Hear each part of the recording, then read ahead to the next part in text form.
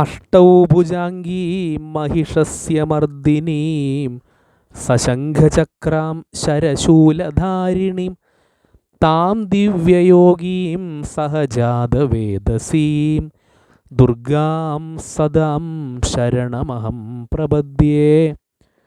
മഹാകാളി, മഹാലക്ഷ്മി, മഹാസരസ്വതി, ഐക്യരൂപിണ്യൈ മൂകാംബികായൈ നമ.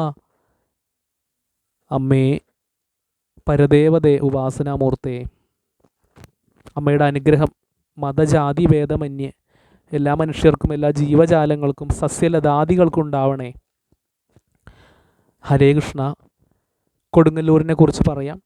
മഹാദേവൻ്റെ ശ്രീകോവിലിൻ്റെ തെക്ക് ഭാഗത്ത് സപ്തമാതൃക്കളുണ്ട്. ഞാൻ നേരത്തെ പറഞ്ഞ ബ്രഹ്മാണി, മഹേശ്വരി, വൈഷ്ണവി, നാരസിംഹി, വാരാഹി എന്നൊക്കെ പറയുന്ന അതാണ് ഈ സപ്തമാതൃക്കൾ. ഈ വാരാഹിയെ തന്നെയാണ് വാർത്താളി എന്നും പറയാറുണ്ട്. വാരാഹി എന്ന് പറഞ്ഞാൽ വരാഹമൂർത്തിയായിട്ടുള്ള ഗുരുവായൂരപ്പൻ്റെ നാരീശക്തിയാണ്, സ്ത്രീ രൂപമാണ് വാരാഹി. വരാഹത്തിൻ്റെ നാരീശക്തിയാണ് വാരാഹി അല്ലെങ്കിൽ വാർത്താളി. പന്നിമുഖി എന്ന് പറയും. പന്നിയുടെ മുഖമാണ് വരാഹം. അത് അമ്മയുടെ സപ്തമാതൃക്കളിൽ ഒരാളാണ്.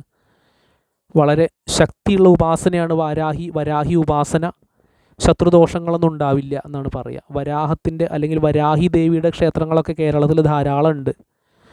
അംഗരക്ഷകന്മാരായിട്ട് ഗണപതി, ദേവിയുടെ സെക്യൂരിറ്റിക്കാരായിട്ട് ഗണപതി, വീരഭദ്രൻ,